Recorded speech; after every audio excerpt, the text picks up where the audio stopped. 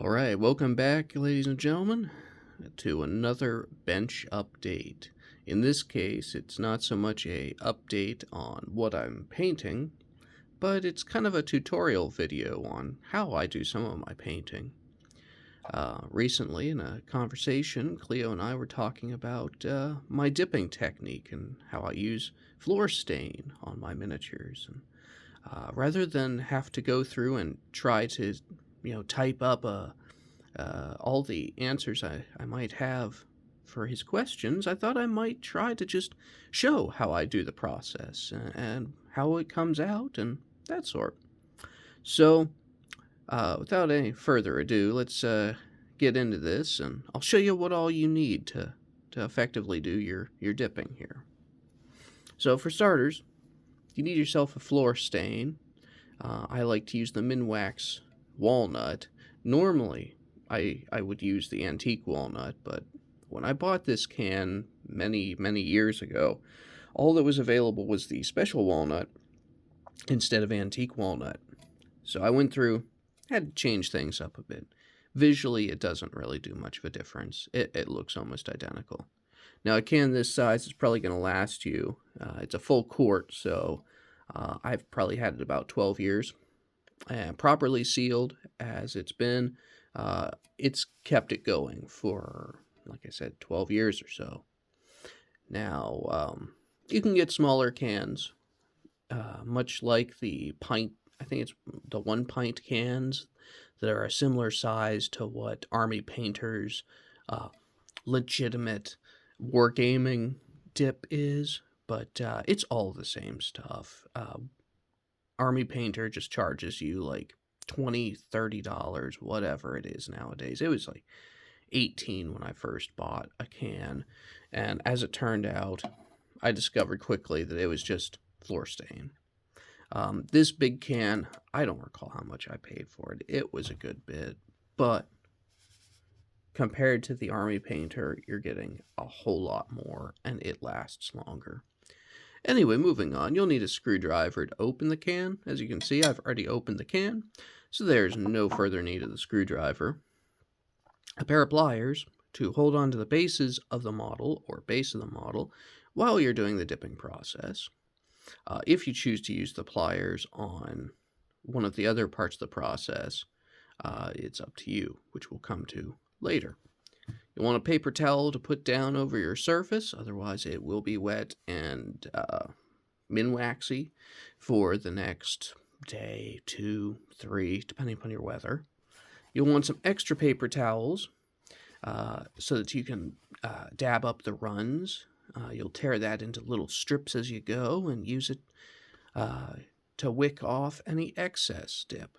You'll also need a brush that you really don't give too many cares to.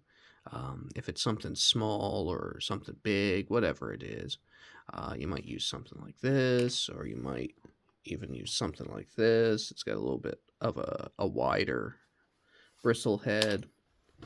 Just something, whatever you can apply your dip with. Now, the final thing you'll obviously need is your figures. So I painted up these 2 figures over the last couple of days. They're just a couple of basic Reaper Adventurer models that happen to represent a couple of characters in my 5 Leagues campaign that just got introduced.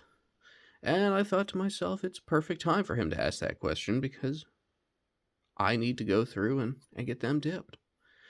Now, the first thing before we get started here is I do have the stick. This is just a little stick. You normally shake up the can, which I've already done, obviously, because it's it's a bit of a shake. There's no sense in talking that through. But anyway, I kind of prod around in here, make sure there's no big lumps or anything that'll stick to the models. Because there are times where the lid will not stick properly. Now, it feels like there's nothing in there. And the thing to keep in mind is, if this is properly hydrated, it should just be like kind of a slightly sticky water. Maybe a really thin syrup. And it looks like it still is, so we'll wipe that off just a bit here. Now, I'm going to use two techniques here. The fellow with the torch he is actually going to be dipped into the can. The mage lady, she is going to be brushed on, so I'll set her aside for the moment. Bring my can over here. And the handy thing with the Games Workshop, and I think it's basically a lot of the base types, having that little lip under there, so you can grab hold of it with a pair of pliers pretty easily. Now, wooden bases, full block bases, and in particular, bolt action, and I think it's Sarissa officially is the company that makes the bases, where they're the solid, thin ones. Those can be a bit tricky. You got to get creative with that. I found gluing them to bottle caps with wood glue is very handy. You glue them onto a bottle cap, and then Reaper made a handle tool. They made a handle tool like this that bottle caps screw onto, and you can use it as a painting handle while you're working on it. But the handy thing is you can just turn and dip that sucker right down into the top of the can, and you're all set. You just wait for it to dry, unscrew the thing, set it off to the side. When all the Minwax is dry, just submerge the bottle cap section up ever so slightly in water, and it rehydrates the glue, loosens it up, and you can just scrape that free. Don't let it get to the Minwax part, but yeah. Anyway, to the dipping. So this guy is about to take his bath. You just lower him in. You don't have to go all the way down the edges of the base, because one, you really don't need to bother, but two, gravity's going to pull that down. And now he has been dipped. Just kind of shake him off a little bit. And now in this inverted form, all of the dip is going to run into the crevices, and in particular, it's right now running into his torch. And the wonder of having this paper here is you can use capillary action to kind of pull the excess down the model, down the torch. And you can kind of, if he was holding his sword in a different way, it'd be easier. But you can kind of get it to run down his sword a little bit, which actually looks like he's not got too much there.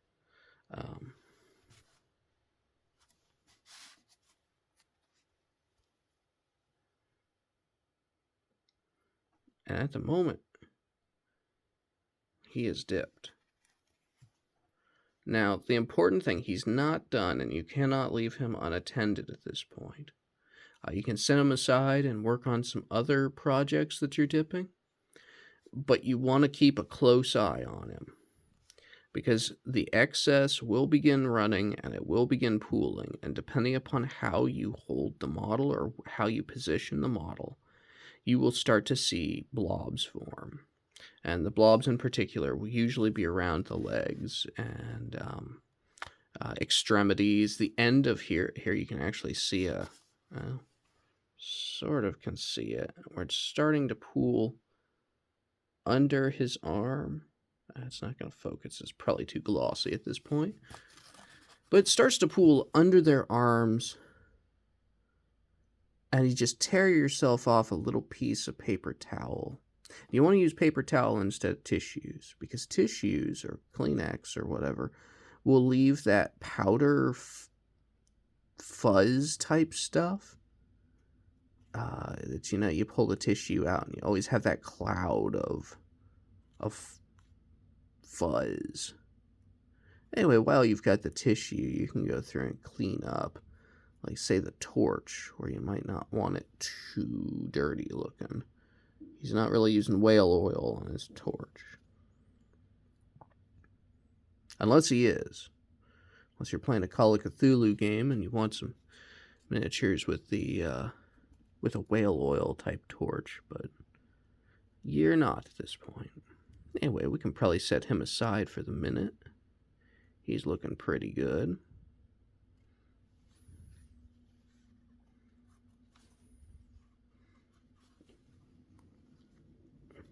There we go.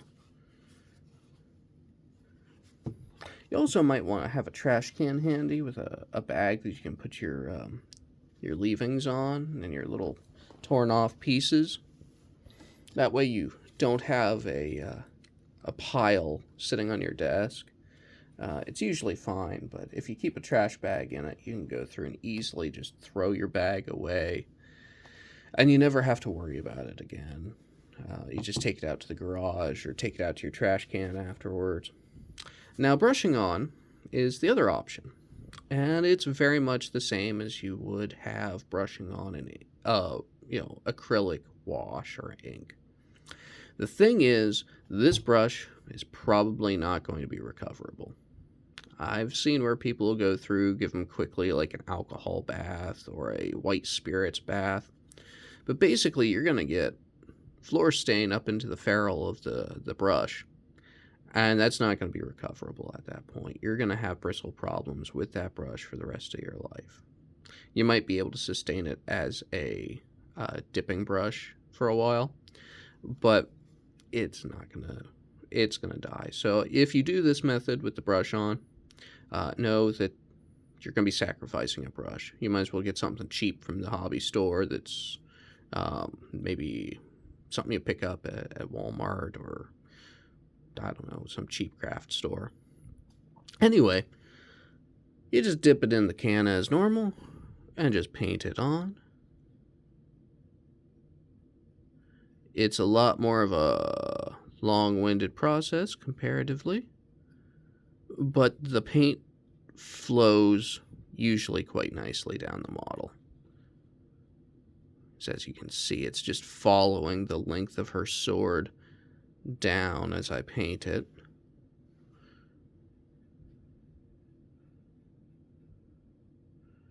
Now, the downside of painting it on, you do occasionally get the air bubbles by comparison, because you have the air that's locked in between the bristles. But those usually do rupture unless you get them into like the grooves there, so you got to work them out. And if you're careful with this, you can actually do like spot dipping. Like if you like the effect that you get on faces doing it in this method, like you do tend to get more of a subtle soft transition, much like you can get with oil paint techniques, because for all intents and purposes, this is very much like an oil paint. You can go through and do spot dipping, where you hit just the hands, the face, specific portions of the character's clothing. If you want the character's clothing to be dirtier than the face is. But like I said, you just kind of paint it on. It's harder to get into some of the hard-to-reach places under the model when you do it this way. There are pros and cons, but if you like doing it this way versus the, pliers and dipping it in the can, that's all on you, whether you do one way or the other. Personally, I prefer the just dip it in the can. It's quicker. It's, for lack of better words, easier. But this method actually uses a lot less of the dip, and it's a lot more controllable. If you're doing batch painting, though, which I tend to do, just drop that, sink that sucker in and let it splash around a bit. Now, she looks like she's pretty well covered. The nice thing about it is, with this being gloss, you can easily see like where you're missing, because if you have the miniature and using matte paints to begin with, everything comes out glossy and you'll know what you missed. So it looks like, yeah, she's about done. The other nice thing with brushing on is you don't get as much in the way of runs and dripping. So she's going to be a lot more controllable. And you can actually use the brush to kind of tease it down the length of the figure.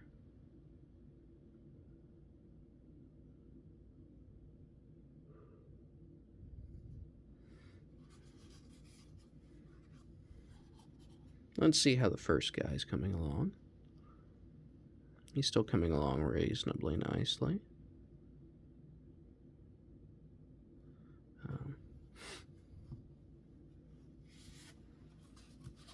Tear off another piece of the paper towel.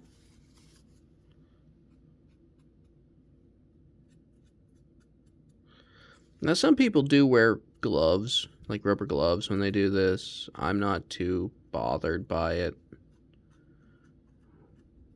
Usually I wash my hands off and I kind of clean my hands up after this job.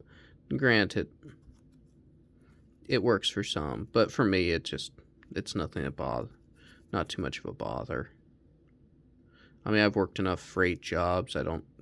My hands look like hell to begin with. What's a little Minwax on there? All right, so we have our two figures dipped. They are going to take a while to dry. The thing with the Minwax is, much like the Army Painter dip, it will take, what it says on the can is dries in 2 hours. That is if you're working with wood and it can soak into something. You're looking at most likely 24 to 48 hours. It is a long-winded process.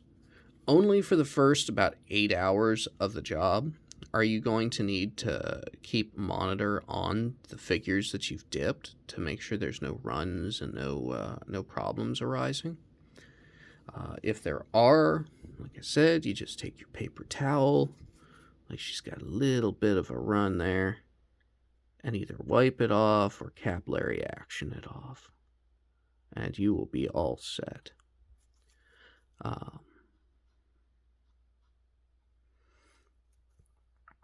Now, once you've got these dry, which, like I said, it will take a while, especially with the weather we're having where I'm at.